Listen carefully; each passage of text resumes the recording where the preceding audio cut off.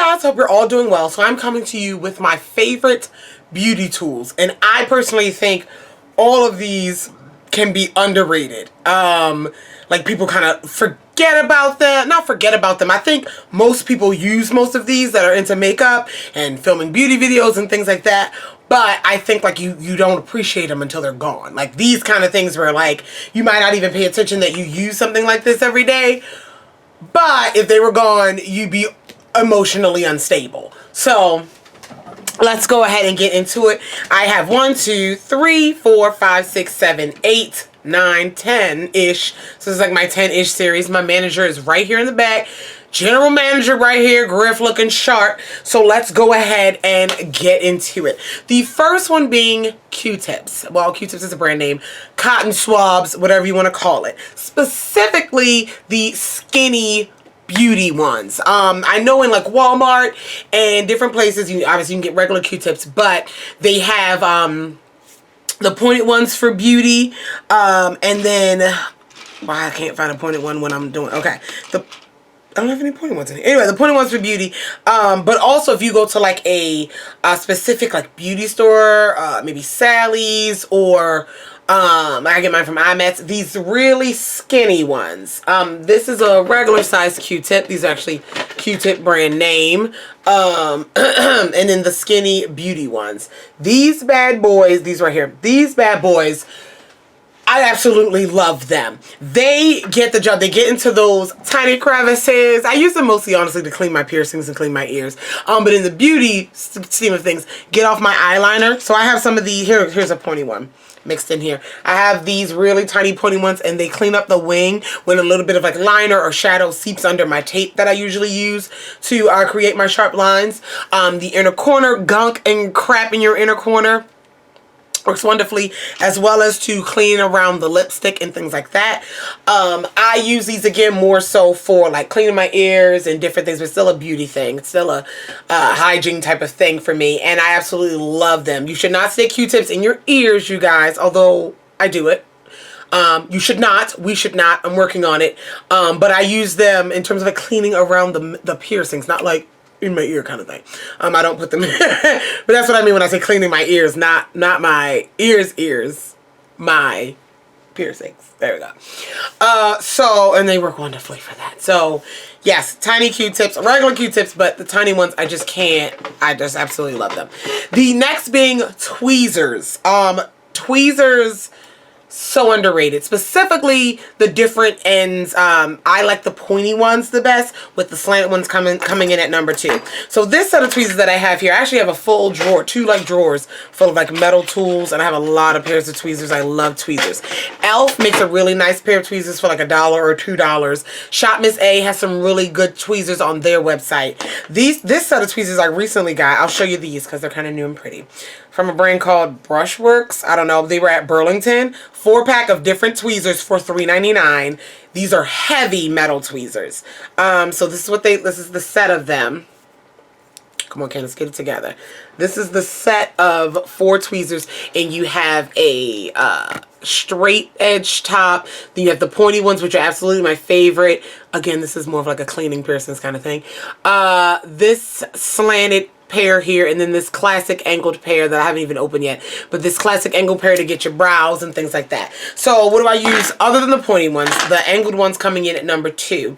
I use those to pluck a little bit of hair. I feel like my eyebrow looks a little weird. Anyway, pluck a little bit of hair, those straight hairs, as well as lashes, applying lashes. Depending on how long my nails are, what kind of nail set I have on, I'll use tweezers to help with the lashes. They're really good with that. So, yeah, I don't know what I would do without my tweezers, and you should invest in a good pair of tweezers. Because a bad pair of tweezers is not going to do anything for you but frustrate you. And then continuing with like the plucking of the brows, an actual eyebrow razor. So fun fact about me, my hair grows really, really slowly. I have not had my eyebrows waxed in maybe like a year. Not because I'm on this thing. I just don't. It's not necessary in my routine because I pretty much draw on my eyebrows. And I feel like I wiped some of my eyebrow off. Like, don't pay attention to this eyebrow. Look all around. But anyway, I draw on like my eyebrows when I'm doing makeup. When I don't have on makeup, I don't really care.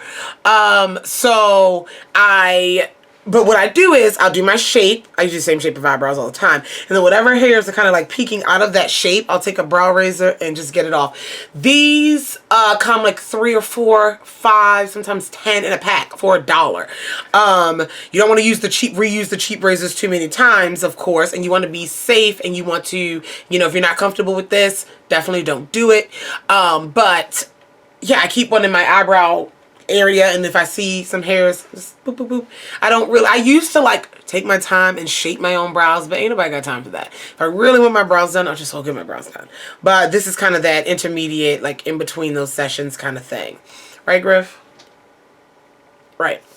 All right, so the next item that is something that I have become dependent on when I'm doing sharp lines, and that sharp wings, and that is good old Scotch tape. Now, this is not a new trick in the makeup industry. You know, people use tape, or sometimes put a little like a business card or a credit card to get that sharp line. People have been using guides for liner and sharp lines for ages. We all don't have steady hands. They're tricks. This is what we do. However, I use Scotch tape because it's cheap and I have it around. Now, with that being said, you know, putting the tape near your eye area, that's sensitive, thin skin, you can pull it. So what I like to do is I'll make it less sticky. You don't need it to be that sticky. So I just take a piece off, and what I do, there's 2 things I do. I kind of put my fingers all over it, and while I'm doing that, I fold a tab, like a piece of it in. So when I place it on my eye, this will go here.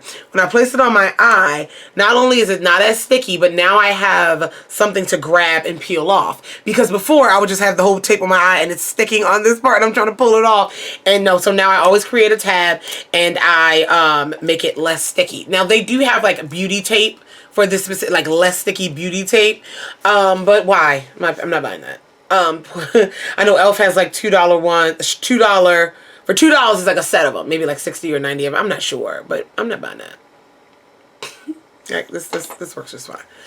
As I regret that later when I'm old and have crow's feet or whatever. But all right, then the next tool is an eyelash curler.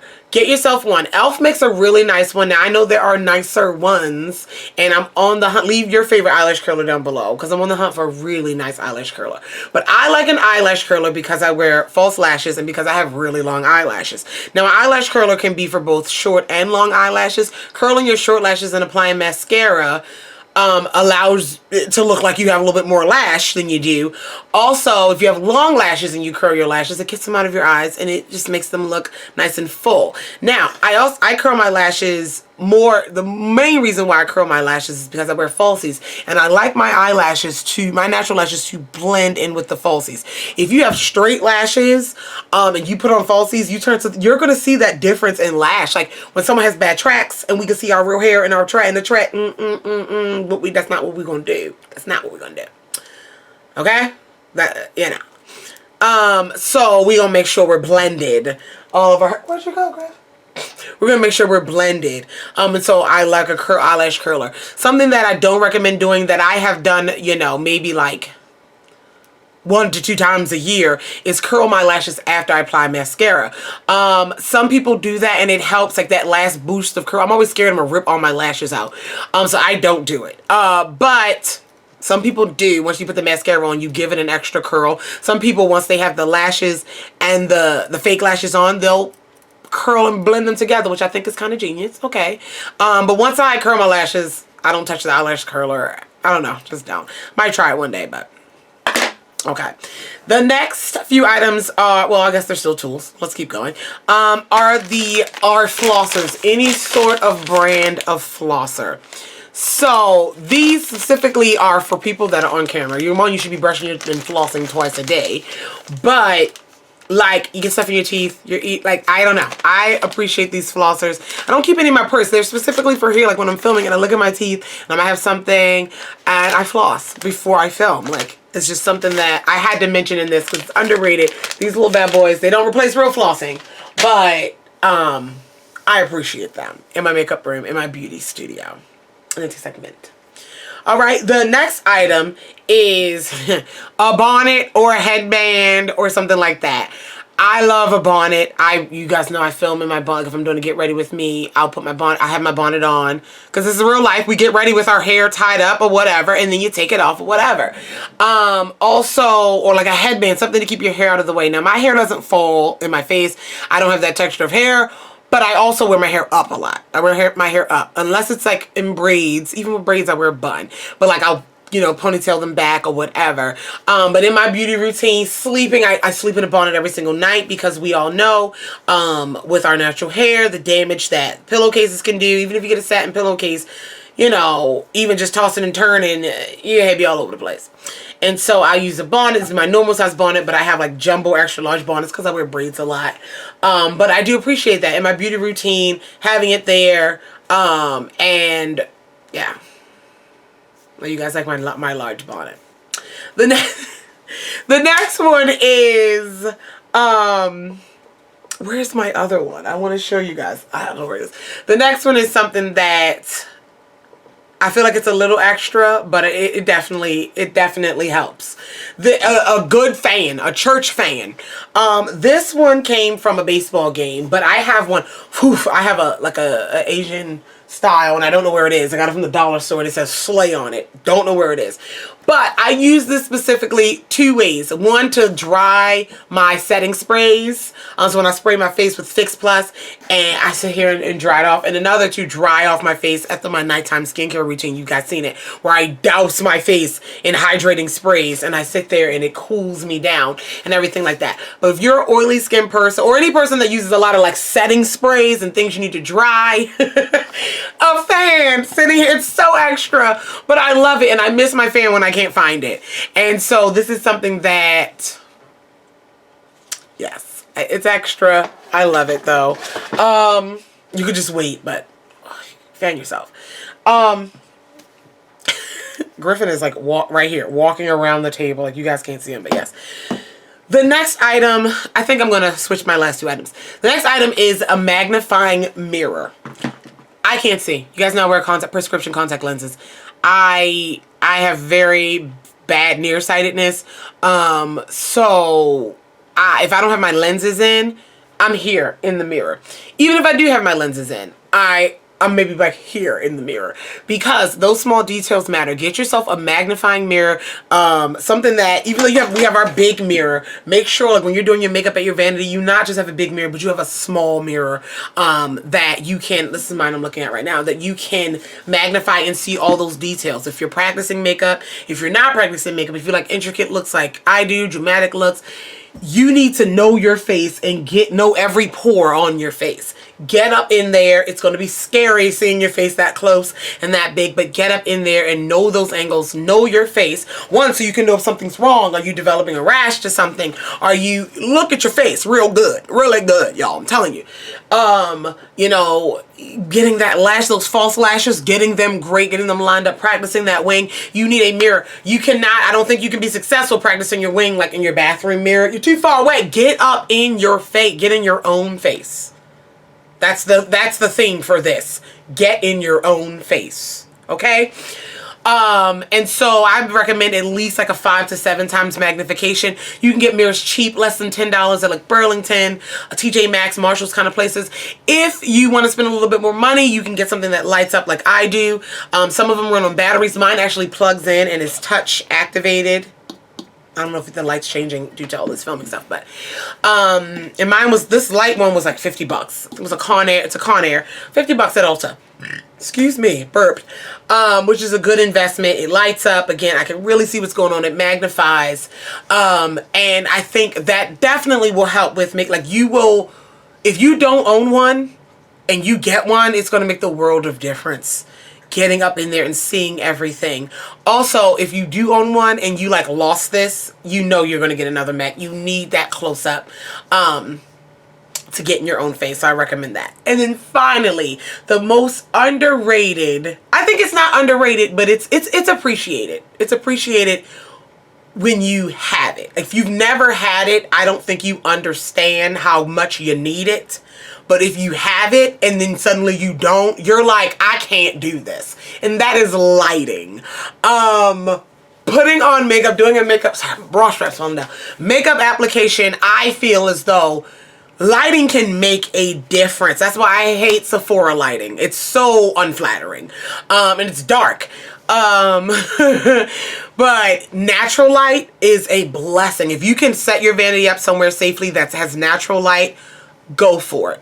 And if you can't do the natural light, you live in an apartment, there's no windows, or whatever situation, bright white or soft white lighting to do your makeup, like a ring light. You can get a cheap ring light, and by cheap I mean less than $100. You can get a smaller one for less than $50 on Amazon. That 360-degree light that doesn't cast shadows on your face. Honey, get into it. You don't need all these studio lights. Right now I have 4 big lights on me right now.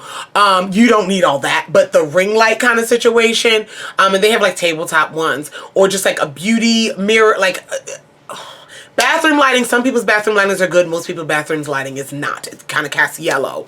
If you, like I said, if you've never had good lighting and you do your makeup, you're used to this lighting, you kind of figure it out. But once you get good lighting, you're like, holy smokes.